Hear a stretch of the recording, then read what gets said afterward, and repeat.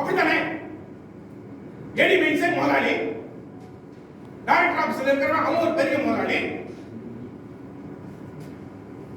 நான் காமிக்கிறேன் இப்ப. ஐயா தயவு செய்து நான் உங்களுக்கு இப்ப காமிக்கிறேன். எனக்கு அனுப்பின மனுல 40 கோடிகளை கண்டறிந்து பசுமை தீர்ப்பாயத்துக்கு எந்த மனுவை சமர்ப்பித்தீர்கள்?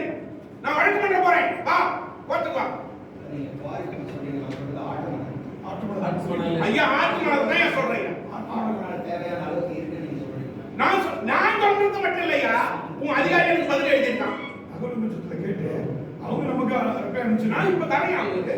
நான் வந்து பசுமை அதிகாரப்பூர்வமா இப்ப என் கார்ல இருக்குது. நான் வேணாக்கா உங்க பார்வைக்கு நான் காட்டுறேன். லாரி ஓட்டுநர்கள் வந்து சொல்றீங்க, பல்வேறு சிரமம் சந்திக்கிறதா சொல்றீங்க. எந்த மாதிரியான சிரமம், என்னெல்லாம் பண்றாங்க?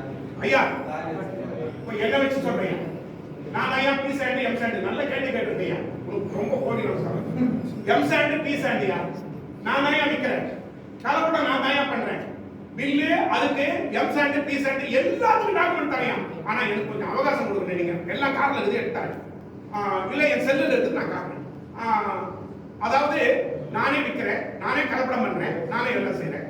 ஆனா பில்லு கொடுக்க மாட்டேங்கிறேன். டிரான்சிட் பாஸ் போக்குவரத்து அனுமதி சீட்டு கிடையாது, கொடுக்கல. விற்பனை ரசீது ஜிஎஸ்டி பில்லு கிடையாது.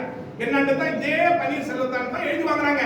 உனக்கு என்ன வேணும்? ஒரு மீட்டிங் போட்டாங்க டைரக்டர் ஆபீஸ்ல ஹிந்தி போட்டுட்டு என்னென்ன கேட்டாங்க, உங்களுக்கு என்னென்ன பிரச்சனை இருக்குதுன்னு. அப்ப என்னென்ன பிரச்சனை இருக்குதுன்னு சொன்னோம். அப்ப என்ன சொன்னாங்க, நீங்க எழுத்துப்பூர்வமா எழுதி கொடுங்க அப்படின்னாங்க. நான் எழுத்துப்பூர்வமா நீங்க அங்கீகரிக்கப்பட்ட சங்கமா இருக்கணும். அங்கீகரிக்கப்பட்ட சங்கம், நல்லா ரினியூல் பண்றேன், நல்லா நான் சங்கத்தை வழி நடத்துறேன் அப்படின்னு சொன்னேன். சரி அப்பனா எழுதி கொடுங்க, ஒரே பேஜ் தான் வரணும். எழுதி கொடுத்தேன். Transit pass we want transit pass with GST bill அப்படின்னு சொல்லி நான் எழுதி கொடுத்தேன். அதே சட்டமாக்குனாங்க. எப்போ சட்டமாக்கி 1 வருஷம் ஆகும்.